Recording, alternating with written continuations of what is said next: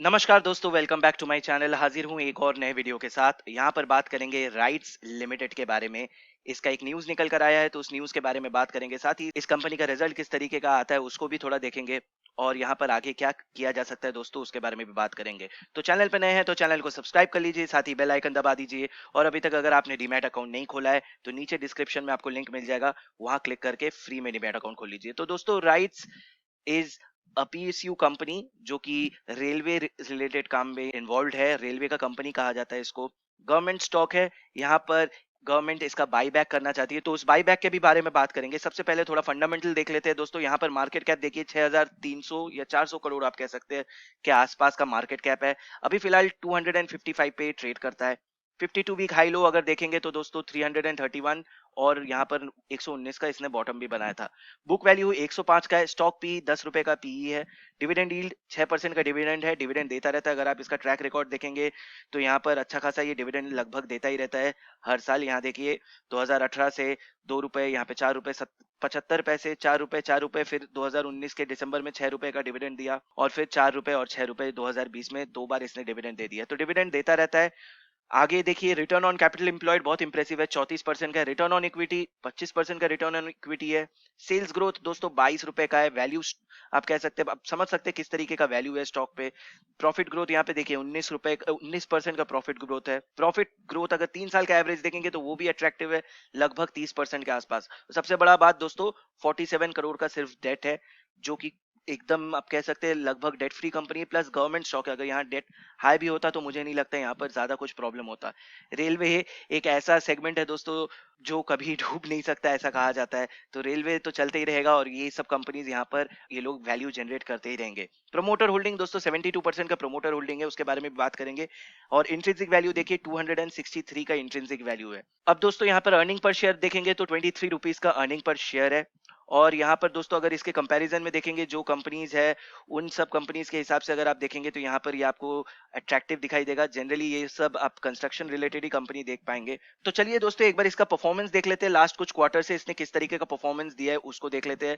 तो यहाँ पर अगर आप देखेंगे तो दोस्तों जून 2020 में, जहाँ पे हर एक कंपनी यहाँ पे स्ट्रगल किया था, इसने भी स्ट्रगल किया, मगर उतना कुछ अगर आप देखेंगे लास्ट ईयर जून 2019 से इस ईयर का जून को देखेंगे तो यहाँ पर आपको ड्रॉप दिखेगा, मगर उतना बड़ा ड्रॉप नहीं दिखेगा। पिछले बार 98 करोड़ का नेट प्रॉफिट था, जो कि इस बार दोस्तों 63 करोड़ का नेट प्रॉफिट है। उसको छोड़ के प्रॉफिटेबल कंपनी है, हर साल यहाँ पे प्रॉफिट में फिगर लेकर आती है। और अगर आप सीएजीआर देखेंगे लास्ट एक साल का, हालांकि ज्यादा दिन इस कंपनी का हुआ नहीं है, तो सीएजीआर देखेंगे तो यहाँ पर 8.5 टू एक साल में इसने 8% का रिटर्न निकाल कर दिखाया है। अच्छा कंपनी है, फंडामेंटली स्ट्रॉन्ग कंपनी है। वैल्यू स्टॉक इसको आप कह सकते हैं, गवर्नमेंट स्टॉक है।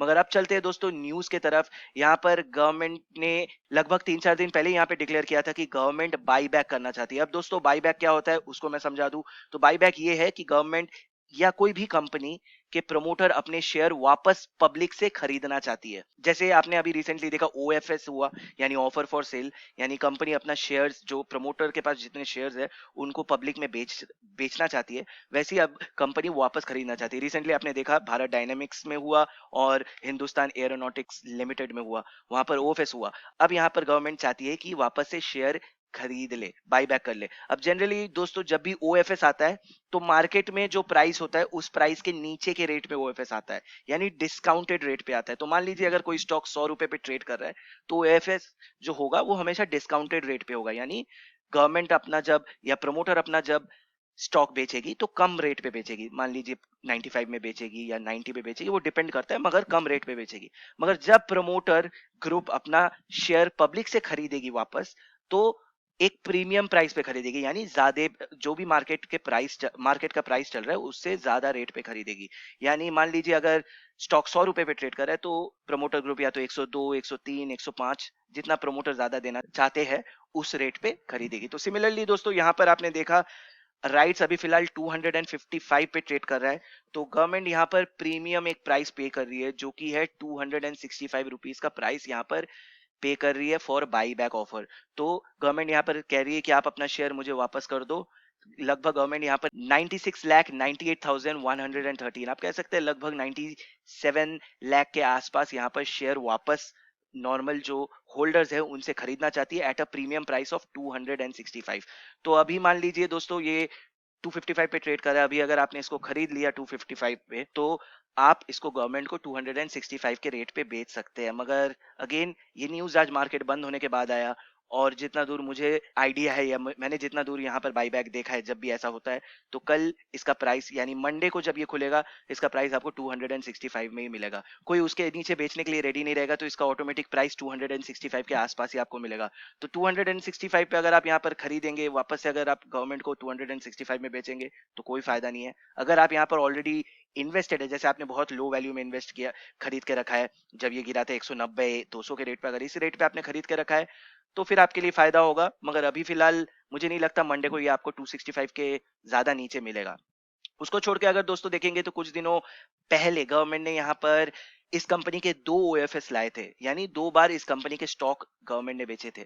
सबसे पहले दोस्तों यहाँ पर पहला वाला जो ओएफएस था उसको देख लेते हैं। तो यहाँ पर नवंबर 2019 पे गवर्नमेंट ने 293 के रेट पे यहाँ पर स्टॉक सेल किया था। उसके बाद दोस्तों फरवरी में फिर वापस यहाँ पर गवर्नमेंट ने 298 के रेट पे गवर्नमेंट ने फिर से लोगों को बेचा था अपना स्टॉक। अब दोस्तों यहाँ पर जो मुझे दिखाई दे रहा है, गवर्नमेंट यहाँ पर क्योंकि स्टॉक का वैल्यू कम है, अभी प्राइस यहाँ पर कम पे चल रहा है, तो वापस से गवर्नमेंट 265 के रेट पे खरीदना चाहती है। तो यानी 290 98 यानी 300 के रेट पे गवर्नमेंट ने, एवरेज में अगर आप पकड़ ले, 295 के रेट पे गवर्नमेंट ने स्टेक बेचा। अब वापस से गवर्नमेंट 265 के रेट पे खरीद रही है, तो यानी लगभग 30 रुपए के आसपास गवर्नमेंट यहाँ पर फायदा कर रही है। अभी फिलहाल यहाँ पर दोस्तों, अब आपके ऊपर है, आप यहाँ पर क्या करना चाहते हैं। मैं यहाँ पर कुछ कमेंट नहीं करूंगा, मगर फिलहाल दोस्तों यहाँ पर जितना दूर मुझे लग रहा है, कल ये आपको यानी मंडे को ये आपको 265 के रेंज में मिलेगा। उसको छोड़ के यहाँ पर स्टॉक में पोटेंशियल है, और ज्यादातर दोस्तों जब भी ऐसा होता है शेयर प्राइस आगे बढ़ते हैं, क्योंकि प्रमोटर्स जब अपना स्टॉक वापस खरीदते हैं, तो प्रमोटर को जरूर ये लगता है कि यहाँ पर आगे जाके वैल्यू है, तभी वो लोग वापस से खरीद लेते हैं। तो यहाँ पर दोस्तों स्टॉक में दम है, मुझे लगता है ये आगे जाके बहुत अच्छा रिटर्न निकाल के दे सकता है। तो अगर आप यहाँ पर होल्ड करना चाहते हैं, तो आप इसको लॉन्ग टर्म के लिए होल्ड भी कर सकते हैं। तो उम्मीद करता हूँ वीडियो अच्छा लगा होगा। ये वीडियो को यहीं खत्म करता हूँ। अच्छा लगे तो दोस्तों लाइक जरूर कर दीजिएगा। तब तक के लिए अपना ख्याल रखिए, सुरक्षित रहिए, और मैं जल्द लौटूंगा एक और नए वीडियो के साथ। धन्यवाद।